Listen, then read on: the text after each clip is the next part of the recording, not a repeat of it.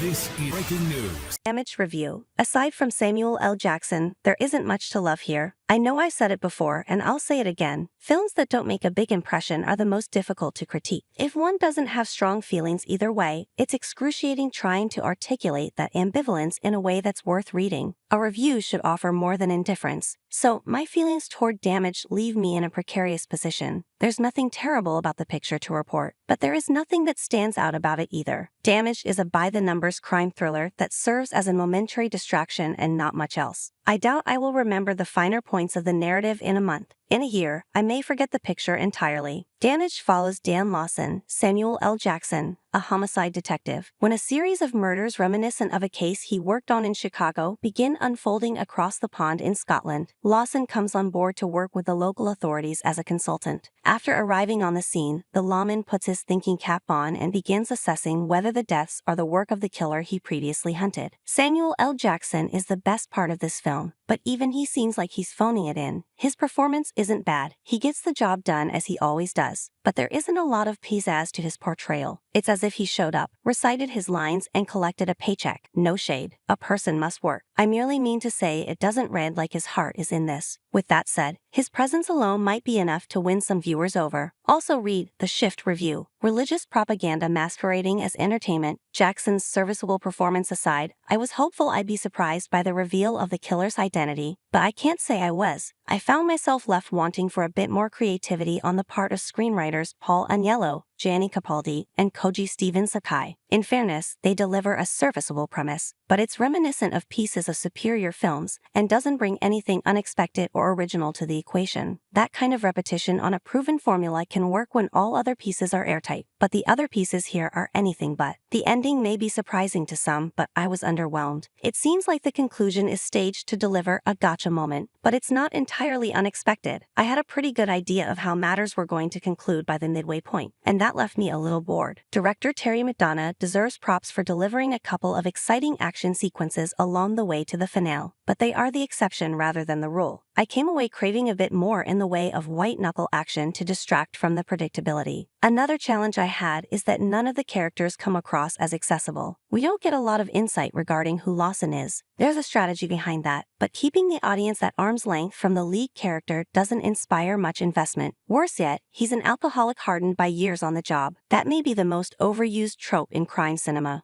That's not to say it shouldn't be used under any circumstances, but it feels lazy here and might have played more successfully if Lawson was given a slightly less obvious vice, or if the material had a bit more nuance. Also read Gateway Review. A chilling Mumblegore haunted house story. Gianni Capaldi appears as Lawson's Scottish counterpart, Glen Boyd, and he's about as milquetoast as can be. Like Jackson, Capaldi is serviceable and does what he can with what he is given. But I couldn't shake the notion that we aren't given a character in whom we can invest. To be fair, the film isn't a total loss. The proceedings are bordering on entertaining through most of the film. Also, horror fans may enjoy some of the crime scene sequences. There is ample gore on display at a couple of the kill sites. All things considered, Damage is a crime thriller that will appeal to anyone who isn't looking for anything beyond run-of-the-mill thriller tropes. Viewers content to indulge in a formulaic affair that does little to differentiate itself from the volumes of similar offerings already available likely won't be disappointed. Anyone else can safely take a pass on this exercise in mediocrity.